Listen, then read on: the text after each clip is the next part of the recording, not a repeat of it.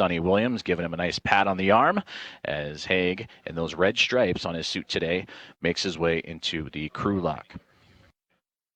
And there you can see Suni Williams beginning her journey into the crew lock with the assistance of NASA astronaut Butch Wilmore and Don Pettit.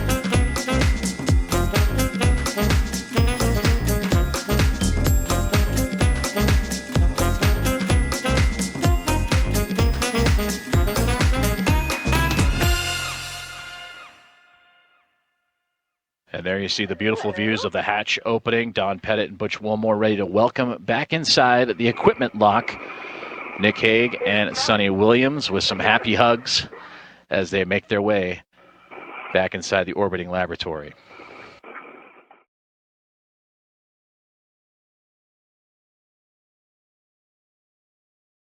Inside the equipment lock, the crew lock just past them, where both Nick Hague on the right side, Suni Williams on the left, would re-enter the International Space Station and are now being assisted back onto the racks by their internal support team of astronauts, NASA astronauts Butch Wilmore and Don Pettit.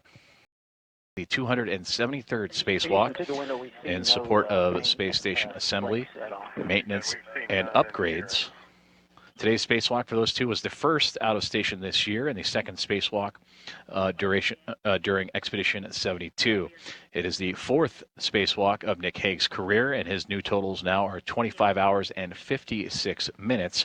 The eighth spacewalk of Suni Williams' career, totaling now 56 hours and 40 minutes. And as mentioned, today's spacewalk lasted exactly 6 hours on the button, starting right at 7:01 a.m. Central Time and ending at 1:01 p.m. Central Time.